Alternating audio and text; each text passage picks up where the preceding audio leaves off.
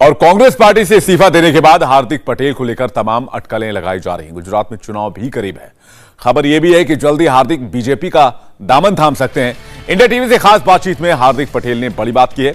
हार्दिक ने कहा कि उन्होंने कई बार कांग्रेस हाईकमान से शिकायत की, लेकिन पार्टी ने उन्हें गंभीरता से नहीं लिया।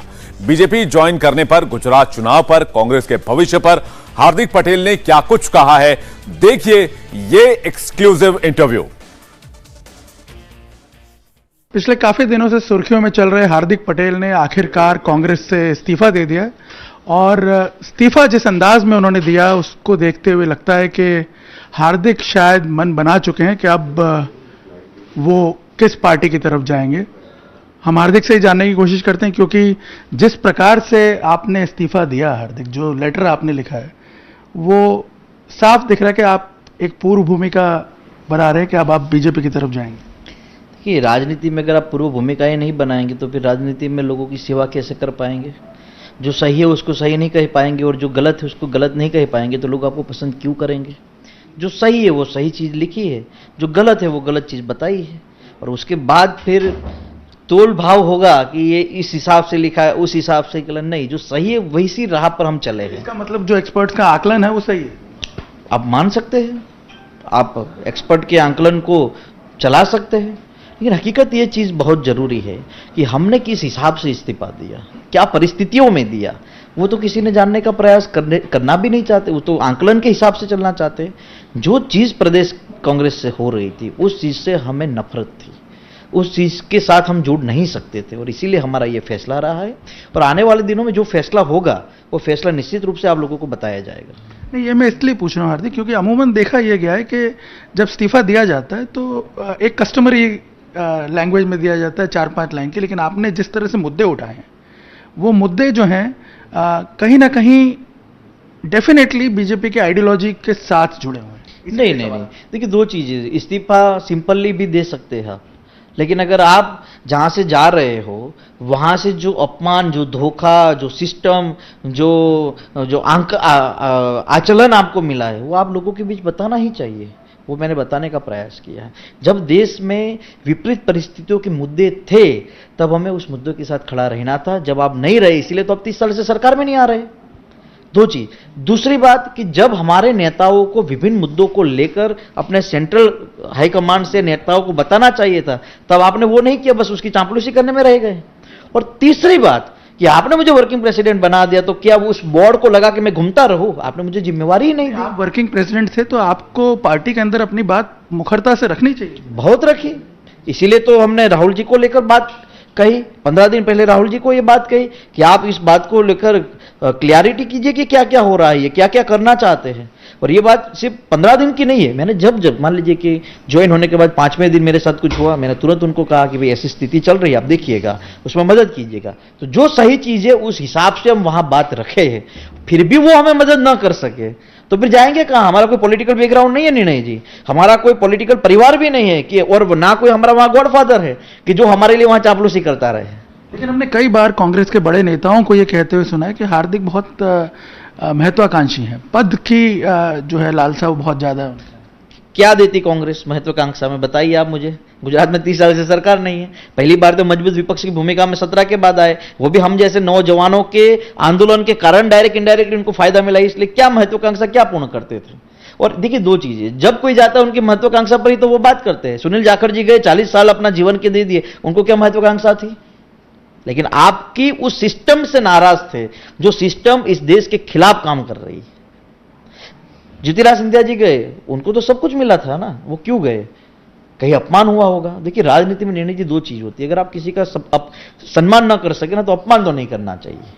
हर किसी को अपना सम्मान पसंद है। और एक चीज है, जो कांग्रेस पार्टी मेरी महत्वाकांक्षा की बात करती है, अब उस कांग्रेस पार्टी को मैं एक लाइन में जवाब दूं कि मैं तुम्हारी पार्टी का वर्किंग प्रेसिडेंट था, मेरे पापा की डेथ हो गई, तुम बैठने के लिए भी नहीं आए थे एक भी नेता, और तुम पूरे प्रदेश के लोगों के दुख दर्द को बांटने की बात करते हो। तुम अपनी पार्टी के कार्यकारी अध्यक्ष के दुख दर्द में सहभागी नहीं बन सके, अब वो मुझसे सवाल करेंगे। देखते हैं कि 22 में क्या होगा। इन सब शब्दों के जवाब जनता देगी, क्योंकि आपको 82 सीट के साथ एक मजबूत ऑपोजिशन में बिठाया, फिर भी आपके 63 विधायक बचे हैं। यानी कि आप विपक्ष की भूमिका में भी बैठने लायक नहीं है। हार्दिक, आप जो बातें कह रहे हैं जाहिर सी बात है, वो भावनाओं से जुड़ी हुई है, बिल्कुल सही बात है। लेकिन फिर भी सवाल इसलिए उठ रहे हैं क्योंकि टाइमिंग बहुत इंपॉर्टेंट है। एक तो चुनाव सिर पे हैं गुजरात में, और आपके हमने देखा जो सुर बदलते हुए नजर आए वो तब से जब एक एक करके आपके केसेस जो हैं वो वापस लेना शुरू हुए। देखिए, मेरे पे केसेस नहीं लिए वापस, अभी भी समझ लीजिए नहीं जी। और मैं सब पत्रकारों को यही कहता हूँ, पहले विश्लेषण तो तय कर लीजिए। और लोगों पे भी केसेस थे, हाँ, आपके केसेस काफी समय से अटके हुए। मेरे केस 32 थे, जिसमें मैं 7 केस कोर्ट से जीता हूं। मेरे एक केस वापस लिया है, सिर्फ एक किसी बात याद रखिएगा, जब से मैं मूवमेंट चला रहा हूं कि पाटीदार समाज के जिन नौजवानों इस प्रदेश के हित के लिए आंदोलन किया, उन पर केस है वो वापस लेने चाहिए। तो मैंने तो लोगों पर केस वापस दिलवाए, और उसमें मेरा एक केस था, तो इसमें क्या गलत है? किसी ने मर्डर तो नहीं किया था, किसी ने बलात्कार तो नहीं किया था, लोगों को फायदा दिलवाए शिक्षा और रोजगार में, और फिर उन पर केस हो, तो ये तो स्वाभाविक सहन नहीं हो पाएगा। और 2 चीजें, मैं जुड़ा हूं 19 में मार्च महीने में, मैंने इस्तीफा दे दिया 2022 के इस मई महीने में। 3 साल हुए, 2 साल 3 से 2.5 साल तो मुझे लगे इन लोगों को समझने में, इनकी समझाने को मैं समझा नहीं पाया और वो समझ भी नहीं पाए।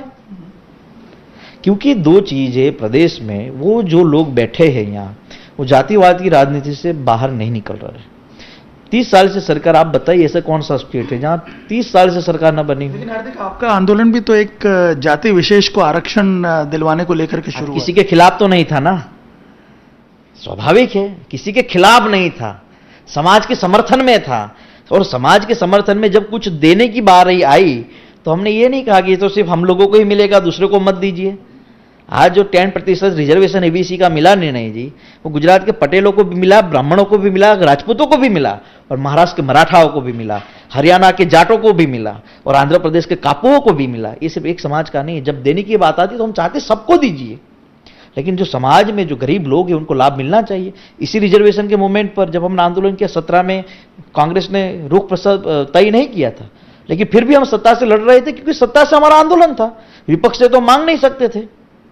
लेकिन कांग्रेस ने कभी भी किसी भी मुद्दे पर जो स्टैंड क्लियर नहीं किया, उसका नतीजा आज वो भुगत रही, चाहे वो राम मंदिर का मुद्दा हो, चाहे एनआरसी का मुद्दा हो, चाहे गुजरात में पटेलों के रिजर्वेशन का मुद्दा हो, किसी भी मुद्दे पर उनका स्टैंड कहां क्लियर रहा है? अब आप ज्ञानवापी का मुद्दा भी उठा रहे हैं। नहीं, मैं हकीकत है, उठा नहीं रहा, हकीकत है।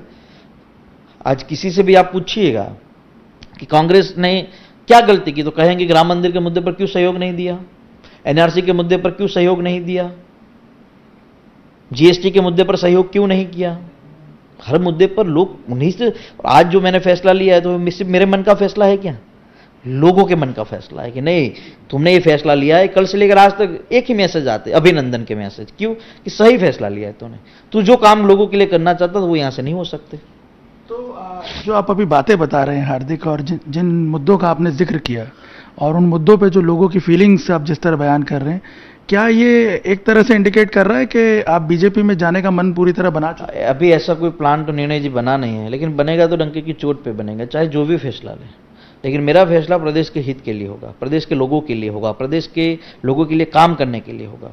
दुनिया को जो बोलना है बोले। कोई बातचीत हुई है किसी बड़े? ये ऐसी कोई बातचीत हुई ही नहीं है। अच्छी बात मैंने लेटर में लिखी तो लोग उसको बातचीत के जरिए जोड़ देते हैं, लेकिन जो भी फैसला होगा ठीक ठाक लेंगे। जाएंगे जरूर, राजनीति ज्वाइन करेंगे, इलेक्शन लड़ेंगे। राजनीति के लिए तो हम लोग आंदोलन के बाद आए थे कि पार्टी से मेरा मतलब है 24 घंटे काम करना है लोगों का, तो जरूर राजनीतिक पार्टी ज्वाइन करेंगे। लेकिन कौन सी ये अभी तय नहीं। बहुत जल्द हो जाएगा और आपको पहले बताएंगे जी। तो ये थे हार्दिक पटेल, जो अब एक तरह से अपनी जो भावनाएं हैं उसे साफ कर चुके हैं कि राजनीतिक पार्टी वो जरूर ज्वाइन करेंगे, यहां कोई फुल स्टॉप नहीं लगने वाला है। लेकिन अभी हो सकता है जो उनका प्लान है उस हिसाब से शायद वो अभी डिस्क्लोज ना करना चाहते हों, लेकिन उनका ये कहना है कि बहुत जल्द वो इसका भी ऐलान कर देंगे। कैमरामैन अमित राठौड़ के साथ Nirnay Kapoor, India TV, Ahmedabad. India TV हर वक्त हर जगह डाउनलोड करने के लिए सर्च करें India TV news Google Play Store या ऐप स्टोर पर।